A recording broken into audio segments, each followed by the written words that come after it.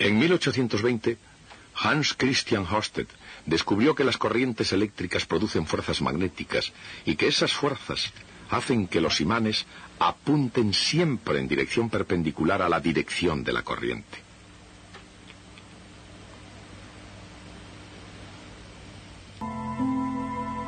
Y dichos trabajos comenzaron por el hecho de que la corriente eléctrica que circula a través de un hilo metálico rectilíneo y largo produce un campo magnético que gira alrededor del alambre. Pero, ¿cómo varía la intensidad del campo con la distancia al alambre? Si pudiera existir un pequeño segmento de corriente eléctrica, produciría un campo magnético proporcional a la inversa del cuadrado de la distancia. La dirección del campo está relacionada con la dirección de la corriente por la regla de la mano derecha o regla del producto vectorial.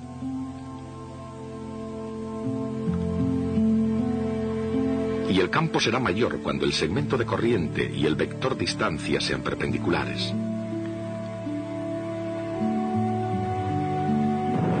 Pero las corrientes eléctricas nunca pueden existir en pequeños segmentos. Así que hay que buscar un campo magnético real sumando o integrando las contribuciones debidas a cada segmento de la corriente que circule. El campo debido a una corriente que circula por un hilo rectilíneo suficientemente largo es siempre perpendicular al hilo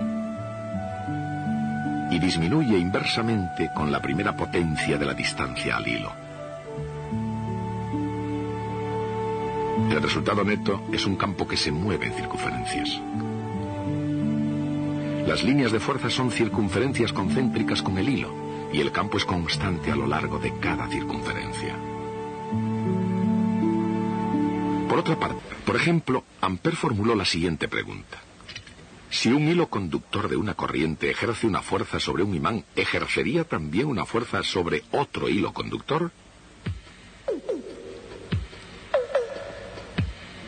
Para responder a la pregunta, consideren los hechos. Una corriente circulando produce un campo magnético. Y un campo magnético ejerce una fuerza sobre una carga eléctrica en movimiento. Por consiguiente, como una corriente eléctrica no es otra cosa que cargas eléctricas en movimiento, entonces se sigue que las corrientes eléctricas en circulación ejercen fuerzas magnéticas unas sobre otras. Las corrientes que circulan en la misma dirección se atraen entre sí. Y las que circulan en dirección opuesta se repelen.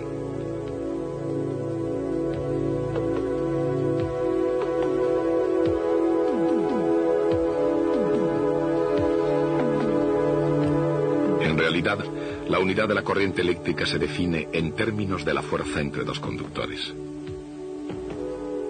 Quizá por eso se llama amperio. Y para cortar se escribe a veces amp. Pero Monsieur Ampère hizo incluso algo más práctico y desde luego mucho más profundo que prestar su nombre a una unidad de corriente eléctrica.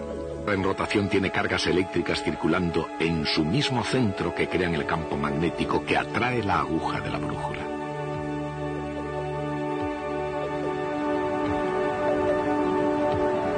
Por tanto, la fuerza que hace que la brújula apunte siempre al norte es la misma que la fuerza que hay entre dos hilos conductores.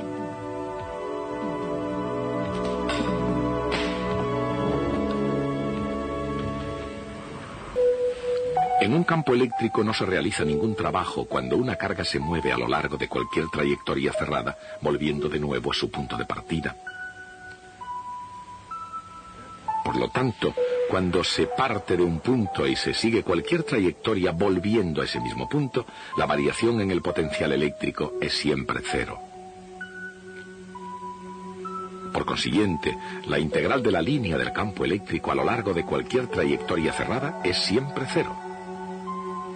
Esta es una propiedad fundamental de los campos eléctricos.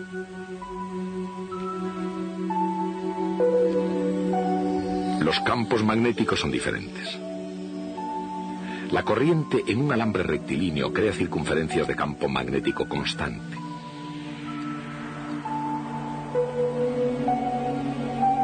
Y como el campo es constante en cada circunferencia, se calcula fácilmente la integral de línea a lo largo de cada una. es igual a una constante multiplicada por la intensidad de corriente en el alambre.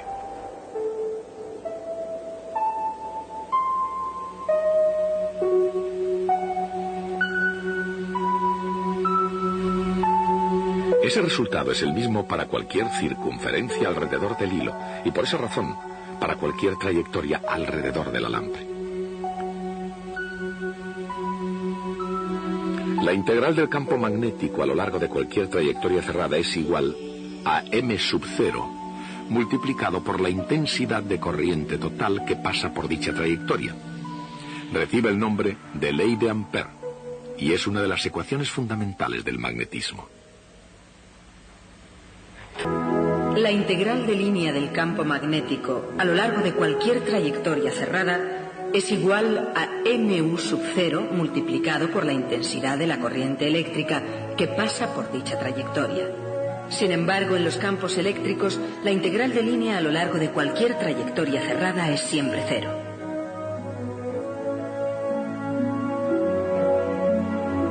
El flujo eléctrico a través de cualquier superficie cerrada es igual a la carga neta en el interior dividida por epsilon sub 0.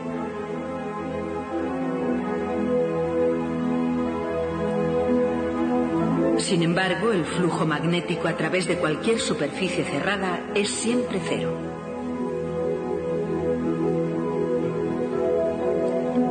Esas son las ecuaciones fundamentales de los campos eléctricos y magnéticos constantes.